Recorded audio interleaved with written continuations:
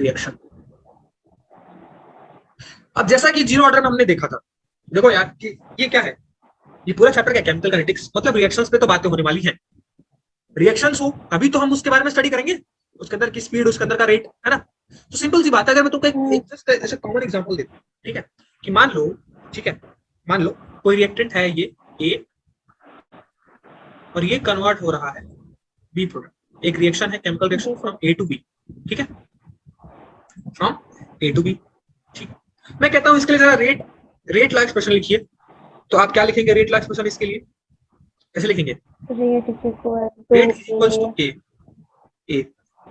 अब इसका पावर मैं 1 लिख दूं तो आप डरेंगे? नहीं, क्यों? क्योंकि हम पढ़ रहे हैं फर्स्ट ऑर्डर रिएक्शन। तो फर्स्ट ऑर्डर रिएक्शन में जो भी हमारा कंसंट्रेशन, किसका, रिएक्टेंट का जो कंसंट्रेशन होगा वो किस पर डिपेंड करेगा, फर्स्ट ऑर्डर काइनेटिक को फॉलो करेगा।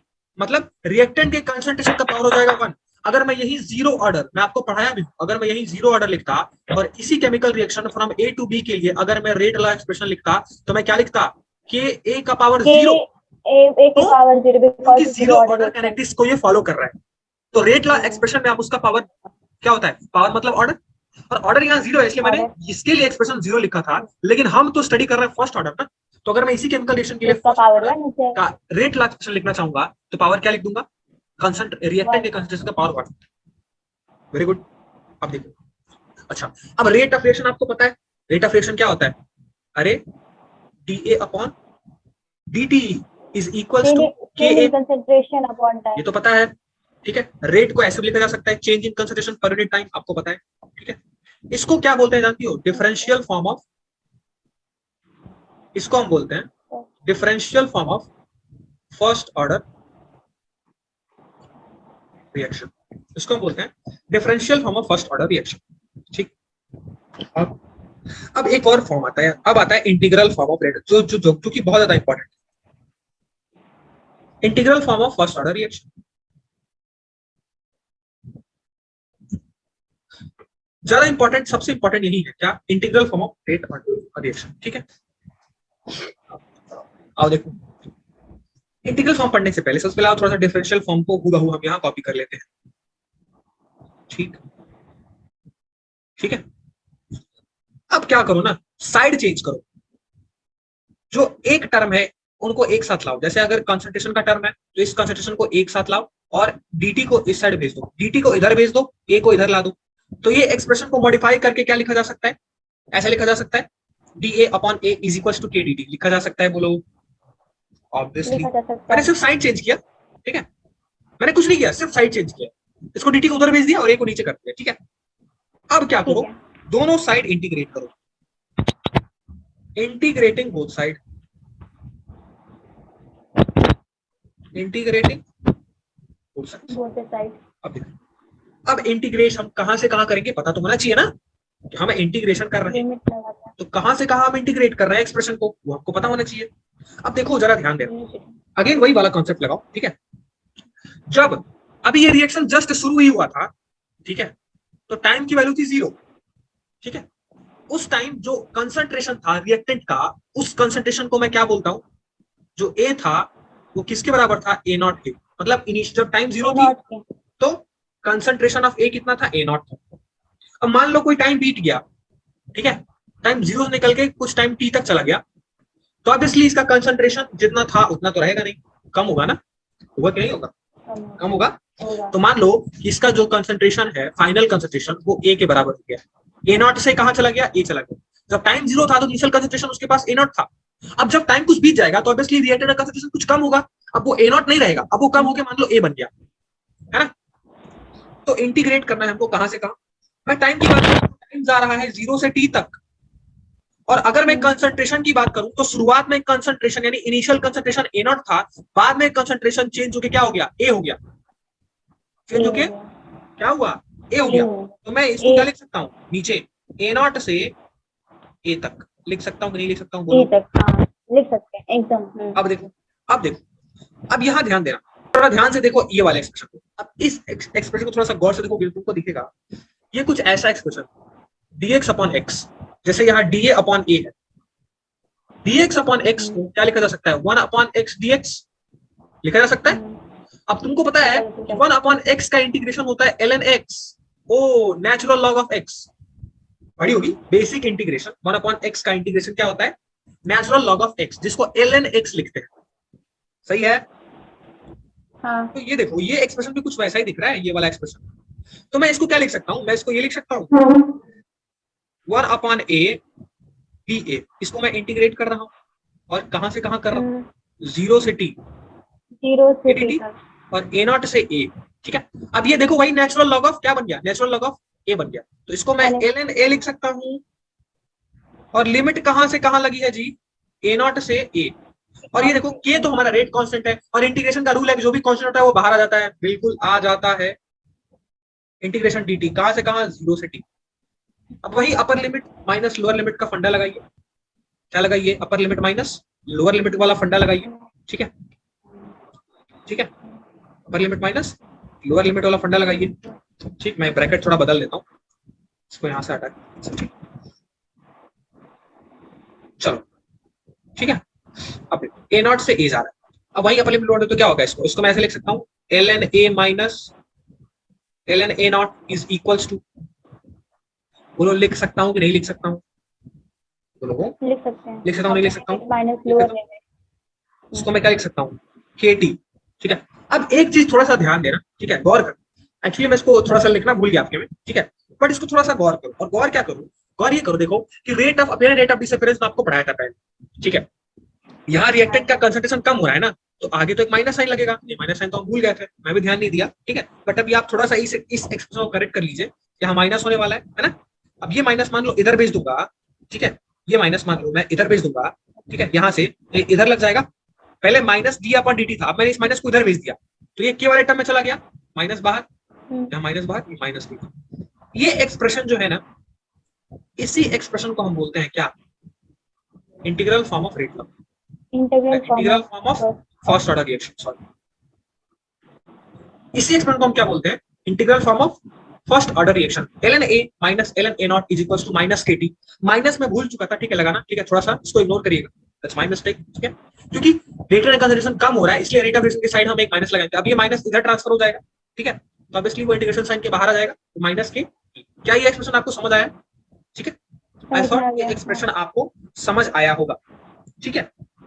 अब इसको साइड चेंज करके आप और बहुत कुछ तरीके से लिख सकते हैं। मान लीजिए इस एक्सप्रेशन को मैं ऐसे भी लिख सकता हूँ, फाइनल एक्सप्रेशन हमारा कितना आया, ln a minus ln a0, ठीक है, is equals to minus kt। इसी एक्सप्रेशन को मैं ऐसे भी लिख सकता हूँ, क्या, natural log of a is equals to, इसको उधर भेज दीजिए, ठीक है, ये क्या हो जाएगा, ln a0 हो जाएगा माइनस kt, बिल्कुल हो जाएगा, ऐसे भी लिखा जा सकता है। There are multiple forms to write this expression, ठीक है, बस आपको फाइनल एक्सप्रेशन समझना है आया कहां से, ठीक है, और वो हमने समझ लिया, ठीक है। तो फर्स्ट ऑर्डर रिएक्शन का इंटीग्रल फॉर्म हम इसी को बोलते हैं, ठीक है, a0 से a, ठीक, लिमिट। चलिए अब देखो इसी एक्सप्रेशन को ना, देखो फॉर क्वेश्चन सॉल्विंग पर्पसेस, ठीक है, हमको अगर सवाल लगाना होगा ना, ठीक है, तो हम ये जो एक्सप्रेशन है इसका थोड़ा कम इस्तेमाल करेंगे, ठीक है। एक बड़ा खास और बड़ा इंपॉर्टेंट एक्सप्रेशन होता है क्वेश्चन के लिए, ठीक है, तो फॉर क्वेश्चन पर्पसेस ये एक्सप्रेशन जो है वो आपको बड़ा इस्तेमाल में भी आएगा, ठीक है, आपके बहुत सारे सवाल में लगाने पड़ जाएंगे। तो आपको फाइनली क्वेश्चन पर्पस के लिए याद जो रखना है ना, वो एक और तरीका होता है, एक और फॉर्म होता है इसका, उसको याद रखना, ठीक है। देखो वो है क्या एक्चुअली, इस एक्सप्रेशन को थोड़ा सा मॉडिफाई करके आपको मैं लिखता हूँ, और वो एक्सप्रेशन कुछ ऐसा है कि मैं इसको इधर भेजता हूँ और इस वाले टर्म को इधर भेजता हूँ, ठीक है।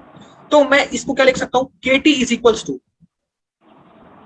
ln a0 minus ln a लिख सकता हूँ।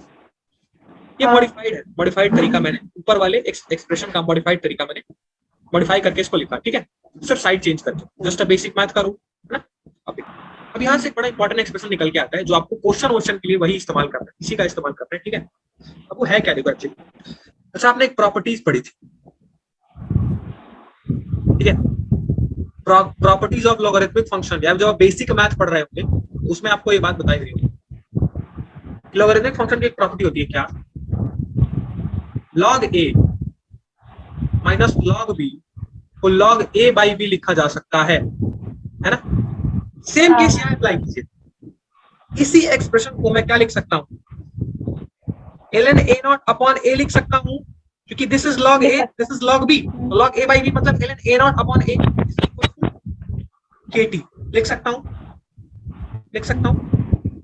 हाँ। अब देखिए क्या कीजिए ना, अब देखो आपको ये बात भी पता होगा कि ln को हम बोलते हैं नेचुरल लॉग, लेकिन इस नेचुरल लॉग को हमको एक एक्सपोनेंशियल वाला लॉग, यानी इसमें ये LOG वाले लॉग, इसको एक्सपोनेंशियल लॉग बोलते हैं। इसको अगर एक्सपोनेंशियल लॉग हमको कन्वर्ट करना होता है तो हमको क्या करना पड़ता है, 2.303 मल्टीप्लाई करना होता है उस एक्सप्रेशन, है ना।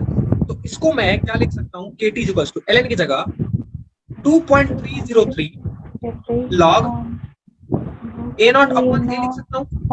बिल्कुल सही लिख सकते हैं। देखो यहाँ तक एक्सप्रेशन जो है वो हमने, ठीक है, यहाँ तक एक्सप्रेशन हमने निकाल लिया। अब देखो मैं क्या कर रहा हूँ, तुम टाइम को सब्स्टिट्यूट करो। जब तुम टाइम को सब्स्टिट्यूट करोगे तो क्या ये k की वैल्यू नीचे आ जाएगी? आ जाएगी। तो ये एक्सप्रेशन को 2.303 upon k log a not upon a लिख सकता हूँ, बिल्कुल लिख सकता हूँ। And this is the final expression जो आपको आपके सवाल में इस्तेमाल करना है फॉर क्वेश्चन में डेटा के अकॉर्डिंग यही एक्सप्रेशन बहुत ज्यादा यूज होने वाला है। तो फर्स्ट ऑर्डर के इस एक्सप्रेशन को आप जरूर याद रखिएगा। कौन सा?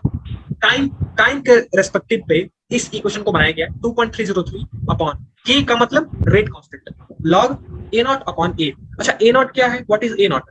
अरे इनिशियल कंसंट्रेशन, शुरुआत में कितना था। और a क्या है?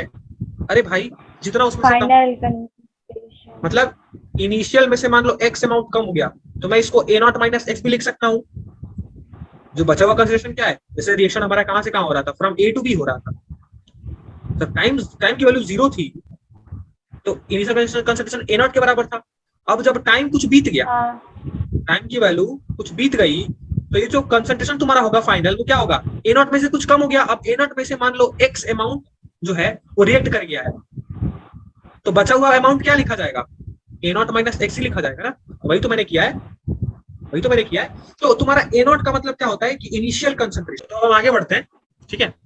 और अब हमारा जो नेक्स्ट है वो इसके अंदर है half life of first order reaction. Half life of first order reaction, ये हाफ लाइफ क्या होता है? तो यार हाफ लाइफ का मतलब ना कि इनिशियल कंसंट्रेशन को, ठीक है, बता दें मैं एक बार बताता हूँ। मान लो अगर कोई रिएक्शन है फ्रॉम A टू B को जा रहा है, ठीक है, तो अगर इनिशियल कंसंट्रेशन उसका शुरुआत में A नॉट है, ठीक है, टाइम 0 पे, ठीक है, तो कितना टाइम लगेगा कि इसका जो इनिशियल कंसंट्रेशन है वो A नॉट से A नॉट बाई 2 लग जाए। मतलब शुरुआत में मान लो तुम्हारे पास कुछ पैसे थे, ठीक है, कितना टाइम लगा तुमको उस पैसे को आधा करने में? मतलब शुरुआत में तुम्हारे पास जो कंसंट्रेशन था रिएक्टेंट का वो A नॉट था। अब जितना टाइम लगता है उस A नॉट को A नॉट बाई 2 यानी आधा करने में, उसी टाइम T को बोला जाता है T हाफ, मतलब T बाई 2। T हाफ का मतलब होता है कि द टाइम रिक्वायर्ड, ठीक है, द टाइम रिक्वायर्ड टू क्या हो, react the concentration of reactant, या फिर the time required to become the initial concentration of a reactant to half of it. मतलब जो भी टाइम लगेगा तुम्हारा, जितना भी टाइम लगेगा तुम्हारे इनिशियल कंसंट्रेशन को आधा होने में, मान लो अगर इनिशियल कंसंट्रेशन A नॉट है तो A नॉट बाई 2 होने में जितना भी टाइम लगेगा उसी टाइम को हाफ लाइफ बोला जाता है। मैं डिटेल बताने की जरूरत नहीं, हाफ लाइफ में बता चुका, ठीक है। उसी हाफ लाइफ के एक्सप्रेशन को ना हमको फाइंड करना कि भाई साहब हाफ लाइफ का, जैसे कि हमने जीरो ऑर्डर में देखा था, क्या ग्राफ देखा था, फिर हाफ लाइफ देखा था, फिर उसका इंटीग्रल फॉर्म, डिफरेंशियल फॉर्म। वैसे यहाँ हमने डिफरेंशियल फॉर्म, इंटीग्रल फॉर्म तो देख लिया। अब इसकी बारी है हाफ लाइफ की। यहाँ भी हाफ लाइफ को पता करना होता है कि हाफ लाइफ का एक्सप्रेशन जो है वो क्या होने वाला है, ठीक है। हमने पीछे एक्सप्रेशन पढ़ा, अभी कौन सा हमने पीछे एक्सप्रेशन पढ़ा, वो कौन सा एक्सप्रेशन पढ़ा? T is equals to 2.303 A log of A not upon A। A क्या है? बचा हुआ। और A नॉट मतलब जितना था शुरुआत में। A मतलब A क्या है? नीचे वाला बचा हुआ, जितना रिएक्ट हो गया वो, ठीक है, जो बचा पार्ट। शुरुआत में हाफ लाइफ में कंसंट्रेशन है A नॉट, बाद में जब टाइम की वैल्यू आधी हो जा रही है, जब T क्या हो, अपने हाफ लाइफ में पहुंचा है, मतलब टाइम जब आधा हो रहा है, तो इनिशियल कंसंट्रेशन में कितना हो जा रहा है? A not by 2।